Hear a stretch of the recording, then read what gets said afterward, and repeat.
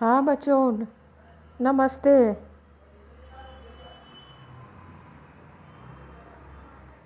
Hello. हाँ बेटो, मैं बेटे बेटिया, मैं आपको ये पढ़ा रही हूँ कि अब जो है मोहम्मद गौरी का हमने हमने देखा और उसके बाद हमने लिखा। ये भी बताया कि भारत में तुर्कों की सफलता और हमारी विफलता के क्या कारण थे, ये भी मैंने आपको बताया।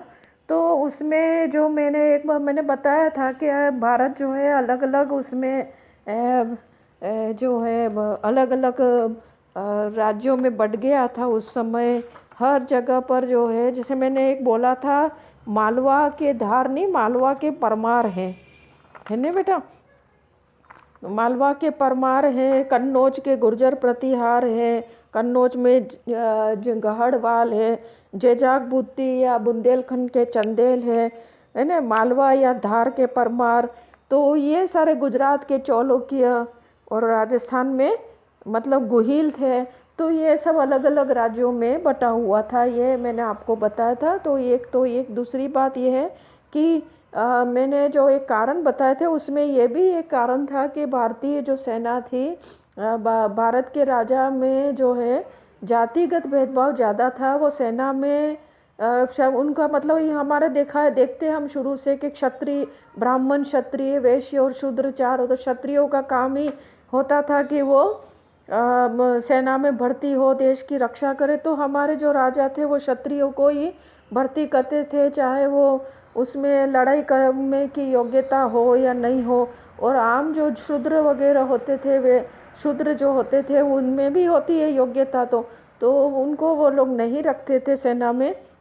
ये जातिगत भेदभाव बहुत उस समय था। दूसरा जो है कि अरब जो तुर्क लोग थे वो सेना में अपने सेना में किसी भी जाति के लोगों को भर्ती कर देते थे, चाहे वो कोई भी हो, है ना। उनकी जाति कोई भी हो उसको भर्ती कर देते थे। तो उसकी योग्यता को देख करके योग्यता देखते थे, केवल योग्यता देखते थे। उम्र तो अब देखते हैं कि हम जो जवान होगा उसी को ही लेंगे, बुढ़े को तो लेंगे नहीं। तो इस तरह से इनके पास अस्त्र शस्त्र अच्छे थे, कुशल, मतलब ऐसा नहीं है कि भारतीय सेना के पास घोड़े की सेना नहीं थी। भारतीय राजाओं के पास, भारतीय राजाओं की भी सेना में घोड़े थे, लेकिन घोड़ों के बनिस्पत हाथी ज़्यादा थे। तो ये सारे में कारण मैंने आपको बताए। अब जो मैं आपको बता रही हूँ कि मोहम्मद ये कहाँ गया आपका, मोहम्मद गौरी जो है उसका अंतिम जो अभियान है।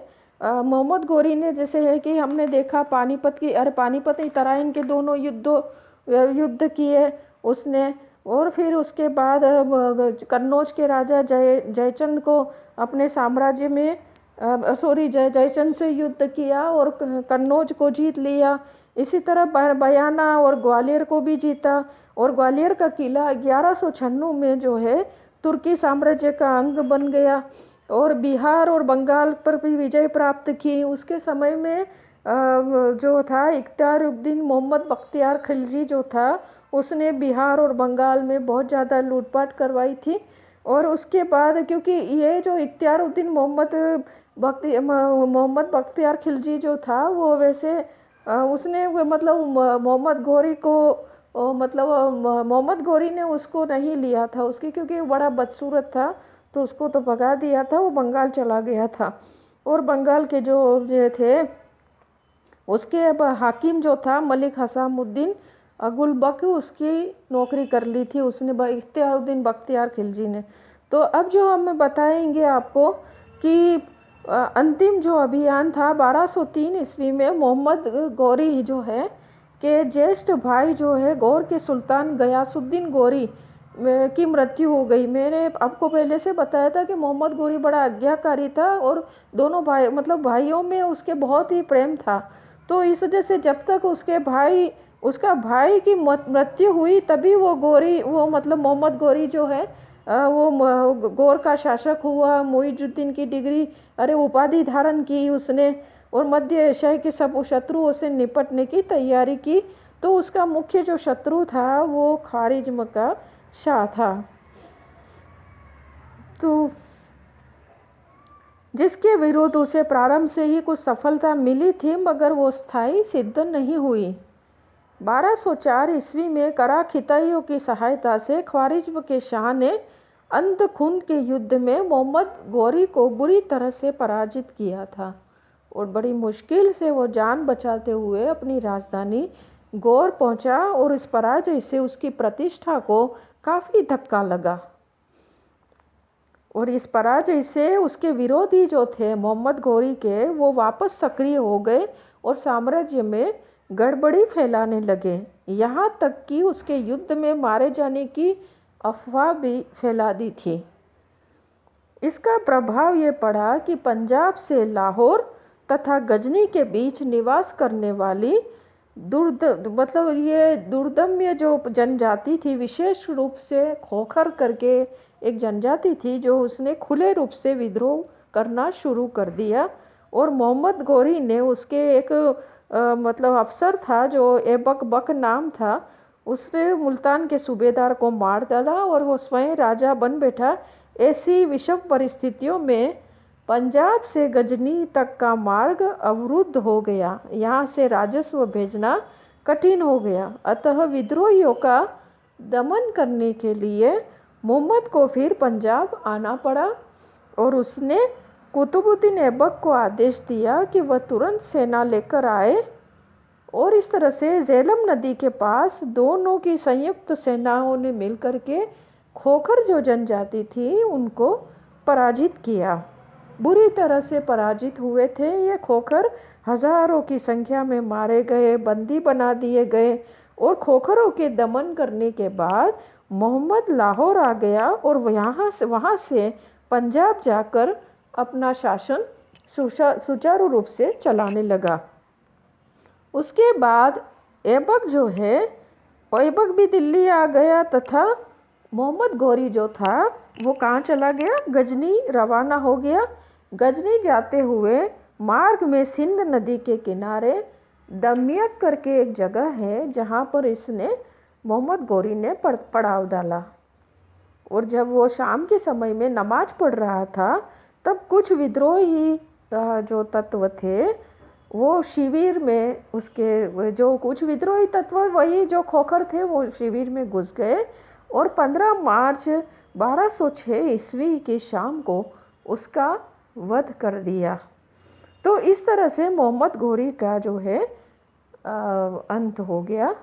अब जो है मोहम्मद गौरी के चरित्र मूल्यांकन हम करें तो हम जो है, एक तो जो है कि मोहम्मद गौरी में सैनिक योग्यता योग्यता थी, लेकिन वो महमूद गजनवी से ज़्यादा वो सैनिक योग्यता नहीं थी क्योंकि वो 2 बार हारा था, अनहिलवाड़ के राजा मूलराज से और जो है पृथ्वीराज चौहान से, दोनों से हारा था। लेकिन वो हारने के बाद टूटा नहीं है और वापस परिश्रम करके अपनी तैयारियों में जुटा। अपने जो उसके प्रतिद्वंदी थे जैसे ख्वारिज्म का शाह है और ये जो खोखर हैं उनसे भी उसने वो युद्ध करके जीत हासिल की थी। एक तो सबसे बड़ी बात ये थी कि मोहम्मद गौरी जो है वो जिसको भी प्रेम करता था तो उसको बहुत ही ज़्यादा चाहता था, विश्वास करता था। जैसे कि हमने देखा कि उसने अपने भाई गयासुद्दीन से वो बहुत मोहब्बत रखता था और जब तक वो जीवित रहा तब तक उसने सुल्तान नहीं बना, जब वो मरा तभी वो सुल्तान बना। और दूसरी उसमें ये भी बात थी कि उसका जो दास था कुतुबुद्दीन ऐबक, तो कुतुबुद्दीन ऐबक जो है उस पर वो बहुत ज़्यादा विश्वास करता था क्योंकि कुतुबुद्दीन ऐबक को उसने ख़रीदा था बाज़ार में और वो बड़ा उस पर इतना विश्वास करता था कि सब कुछ उसने सारी शासन तंत्र की सारी चीज बागडोर जो है उसको सौंपी थी। इतना इसका मतलब है कि वो मानव चरित्र का अच्छा पारखी था, उसमें उस समझने की योग्यता थी कि किस पर भरोसा किया जाए और किस पर नहीं किया जाए। ये मोहम्मद गौरी का एक विशेष गुण था। एक कुशल सेनापति था, साम्राज्यवादी शासक था, लेकिन महमूद की तुलना में ये कम था कुशल सेनापति। कारण ये है कि लेकिन क्या है कि साम्राज्यवादी शासक ये जरूर था, महमूद तो लूट करके और धन लेकर के यहाँ से चला गया, लेकिन मोहम्मद गोरी जो था उसने यहाँ पर जो है साम्राज्य की स्थापना की। दिल्ली को उसने राजधानी बनाई, यहीं पे मतलब उसने शासन तंत्र को गठित किया। तो इस तरह से उसने एक ऐसा मतलब साम्राज्य का निर्माण किया कि 1862 तक भारत में जो मुस्लिम राजाओं ने शासन किया। तो ये सबका श्रेय किसको जाता है? मोहम्मद गौरी को जाता है। एक दूसरा है कि जो है धार्मिक दृष्टि से भी वो मोहम्मद गौरी जो है महमूद गजनवी से ज़्यादा कट्टर नहीं था। महमूद में ये बात बहुत ज़्यादा थी कि उसने शिया भी होता था तो वो कत्ले आम करता था, शिया मुसलमानों को भी मार डालता था।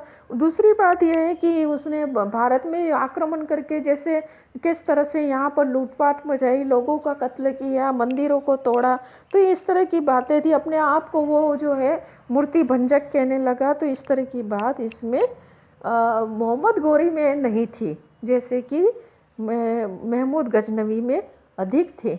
और मोहम्मद गौरी जो है साहित्य और कला का पोषक, हालांकि महमूद और गजनवी भी साहित्य और कला का पोषक था। महमूद के भी दरबार में अल बरूनी करके था, जो उसने किताबुल हिंद लिखा था, फिरदौसी था, उतबी था, बेहाकी जैसे अरबी साहित्यकार थे। और मोहम्मद गौरी के दरबार में भी फ़खरुद्दीन राजी, कवि निज़ामी, उरूजी ऐसे थे।